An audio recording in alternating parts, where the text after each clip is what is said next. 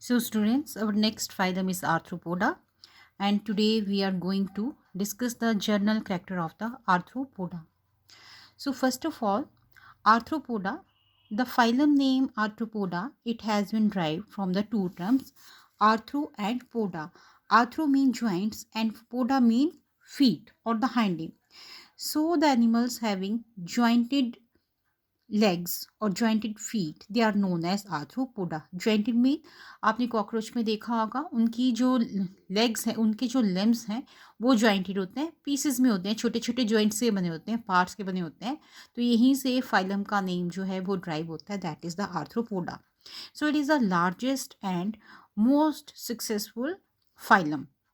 It is largest in term of the number of species, and it comprises about 80% of all animal species, and moreover we are living in the age of the arthropods. Now general character, first of all body form.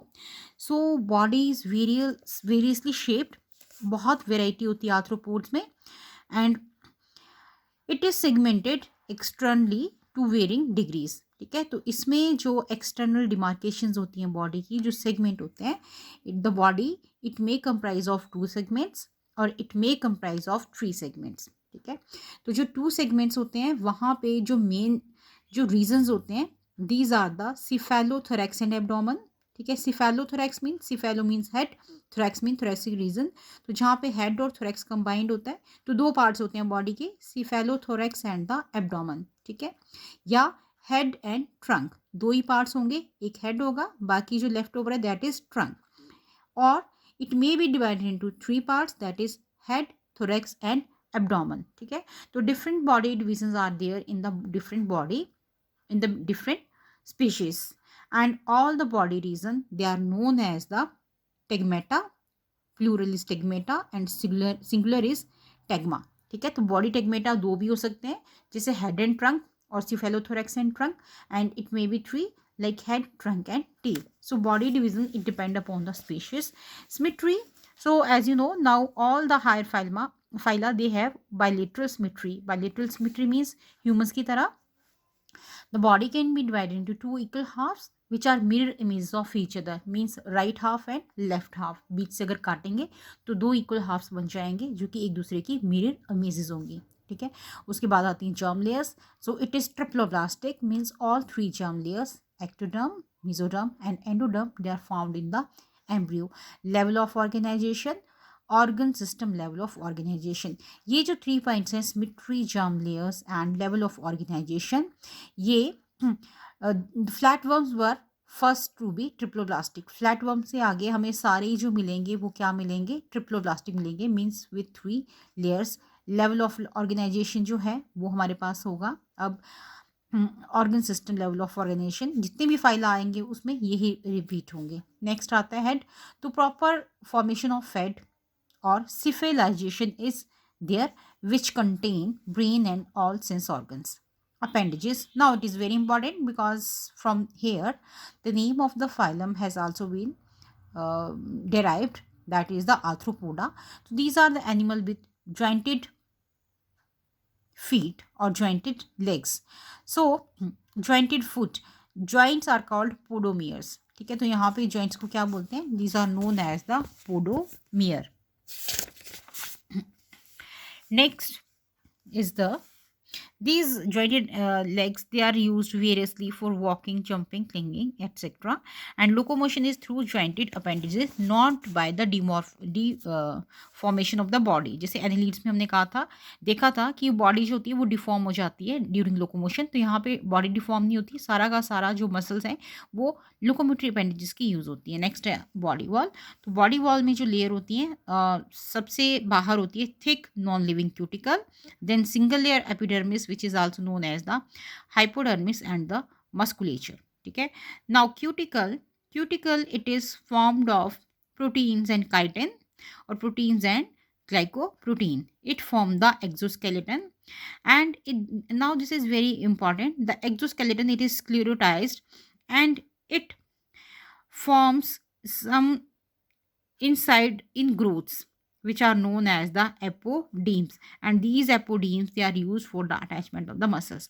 तो याद रखेंगे जो apodemes होती हैं वो exoskeleton की इनग्रोथ होती हैं इन द बॉडी, ठीक है। The skeleton consist of sclereids, छोटी छोटी प्लेट्स होती हैं। आपने अगर कॉकरोच को आप केयरफुली ऑब्जर्व करो, उसका वेंट्रल पार्ट उल्टा करके देखो तो आपको दिखेगा प्लेट्स आपस में जुड़ी हुई हैं। तो जितना भी एक्सोस्केलेटन है आर्थ्रोपोड्स का, it is in the form of plates and these plates they are known as sclerites, ठीक है। तो पूरी बॉडी बनी होती है स्क्लेराइड्स की। डॉर्सल साइड पे जो स्क्लेराइड्स होती हैं, these are known as tergum, ठीक है, plural is terga. Ventral sclerites they are known as pleura, जो आपने कॉकरोच में देखी होंगी। Sorry, ventral are known as the sternum, ठीक है। और जो लेटरल साइड पे होती हैं, these are known as the pleura, ठीक है। तो एक बॉक्स जैसा बन जाता है। डॉर्सल साइड पे हमारे पास आ जाएगा टर्गम, ठीक है। वेंट्रल साइड पे हमारे पास आ जाएगा स्टर्नम, और लेटरल साइड पे जो प्लेट्स आएंगी, these are known as the pleura, ठीक है। तो ये इस तरह से पूरी बॉडी को कवर कर लेती हैं plates, tergum, sternum and pleura. And individually these plates they are known as the sclerites, ठीक है। तो ये आ गया exoskeleton. Cuticular exoskeleton of the appendages is in the form of tubular segments. तो ये ट्यूबुलर सेगमेंट्स बना देते हैं अपेंडेजेस में, ठीक है। तो ये जो अपेंडेजेस होती हैं, दीज आर, अब यहाँ पे देखिए ये हैं स्क्लेराइड्स। स्क्लेराइड्स आपस में ज्वाइन होती हैं by articular membranes, these are the articular membranes, जो उनको मूवमेंट प्रोवाइड करती हैं, ठीक है। तो बीच में आर्टिकुलेशंस होती हैं और फोल्डेबल आर्टिकुलर मेम्ब्रेन्स होती हैं स्क्लेराइड्स के बीच में, जो बॉडी को फोल्डेबिलिटी प्रोवाइड करती हैं, मीन्स फ्लेक्सिबिलिटी प्रोवाइड करती हैं। The chiton exoskeleton may be further strengthened by deposition of inorganic salts, ठीक है। now very important process is molting or ecdysis. Now what happens, because exoskeleton it is sclerotized and very hard, so growth of body is restricted, ठीक है। Body कैसे grow करेगी जब बाहर इतना hard covering होगी। तो ग्रोथ के लिए एक बहुत ही स्पेशल प्रोसेस होता है which is known as ecdysis और मोल्टिंग, ठीक है। स्नेक आपने देखा होगा, हालांकि स्नेक एक आर्थ्रोपोड नहीं है, बट सिंपली मैं एक एग्जांपल दे रही हूँ। स्नेक में क्या होता है, स्नेक अपनी स्किन शेड कर देता है, ठीक है। That is known as ecdysis और moulting, that is shedding of the external cuticle for the purpose of growth, ठीक है। जैसे ही वो शेड करेगा तो वो थोड़ा ग्रो करेगा, फिर से नई स्किन आ जाएगी, हार्ड हो जाएगी, फिर वो उतरेगी और वो फिर से ग्रो करेगा, ठीक है। तो this process, this is known as the ecdysis और द मोल्टिंग। और इसके लिए जो हार्मोन रिस्पॉन्सिबल होता है, that is known as the ecdysone, ठीक है।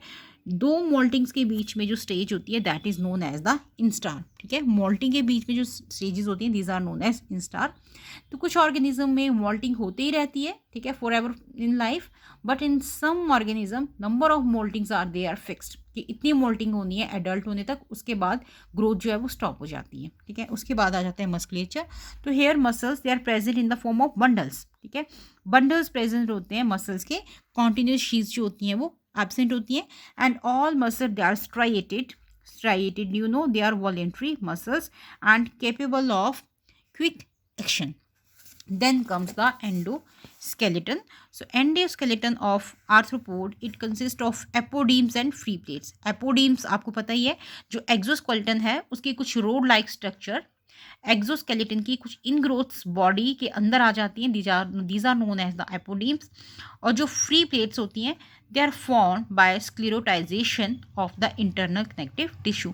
जो इंटरनल कनेक्टिव टिश्यू होता है उसके स्क्लेरोटाइजेशन से बन जाती हैं प्लेट। और एपोडीम्स जो होती हैं, they come from the outer exoskeleton. So apodemes along with these free plates, it form the endoskeleton. Then comes the body cavity. Now it is very important, here the body cavity is hemocoel, ठीक है। Coelom आपने पढ़ी है, यहाँ पे word है hemocoel. Hemo mean blood, seal mean cavity. So here the cavity is filled with blood and this is known as the hemocoel, ठीक है। Why this is known as hemocoel? Because the blood here, it is inside the lacunae or sinuses, ठीक है। Open circulatory system होता है, तो blood it does not found in the blood vessel but in the spaces around the organs, and they comprises this hemocoel. Next come the digestive tract. So here digestive tract, it is complete means there are separate apertures, mouth as well as anus, for intake of food and for the digestion. And here it is divided into three main parts, which are stomodium, proctodium, and mesentery. So here very special phenomena is there, that the stomodium and proctodium, they are very important as they are lined by the cuticle. ठीक है, अभी हमने discuss किया था moulting और ecdysis, जिसमें external body cuticle जो होती है it is shed and new cuticle is grown in that space. ठीक है, तो जब मोल्टिंग हो रही होती है तो एंटीरियर जो स्टोमोडियम होता है और जो पोस्टीरियर प्रोक्टोडियम होता है, उनकी जो लाइनिंग है इट इज़ आल्सो रिन्यूड और चेंज्ड. ठीक है, तो मोल्टिंग जो है इसमें स्टोमोडियम और प्रोक्टोडियम की लाइनिंग भी पार्टिसिपेट करती है. और जो मिडल पार्ट होता है इंटेस्टाइन का, this is known as the mesentery. ठीक है, तो जो फोरगट या स्टोमोडियम होता है it is meant specially for injection of food, grinding and storage of food, while midgut is for digestion and absorption, and the last part that is for defecation, that is the hind gut, and mainly for the absorption of water. And the mouth, it has special mouth parts. Then comes the respiration. Respiration is through body surface, but in some arthropods there are some special structures like gills, trachea, and book lungs.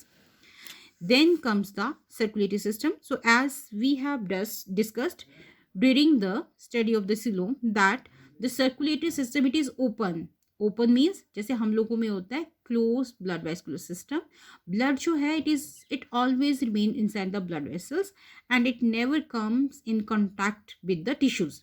But here the blood vascular system it is open and the blood it bathe the tissues. ठीक है, तो tissues के around हमेशा blood रहता है in the लिक्यूने और sinuses.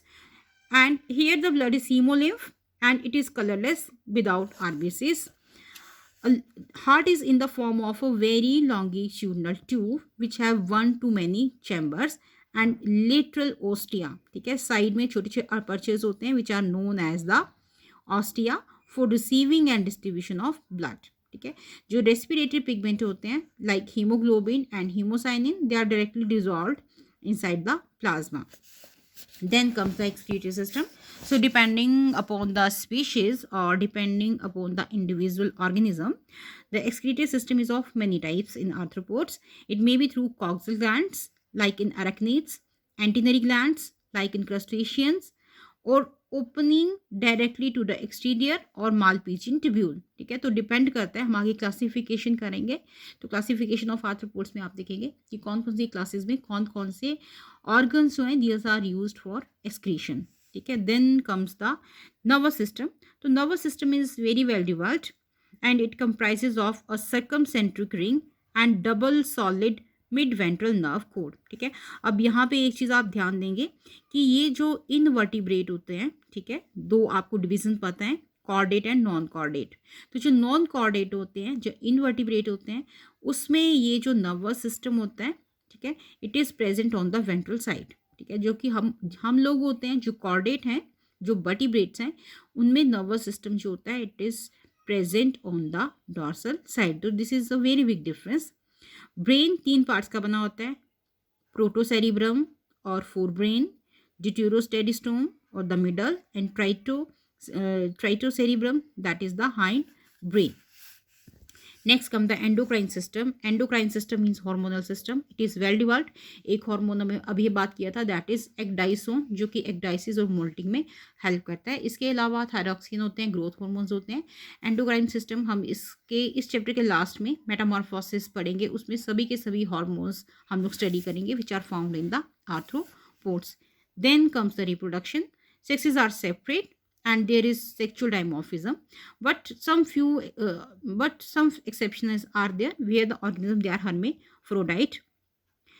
And fertilization is internal in terrestrial formats, but it may be external in aquatic species. Internal means the sperms they are shed inside the body, external mean they are shed inside the water. Development, here the eggs have much yolk and these are centrolecithal. ठीक है, जब हम types of egg करते हैं तो centrolecithal means जिसमें कि जो योक होता है दैट मिडल में होता है that are known as the centrolecithal.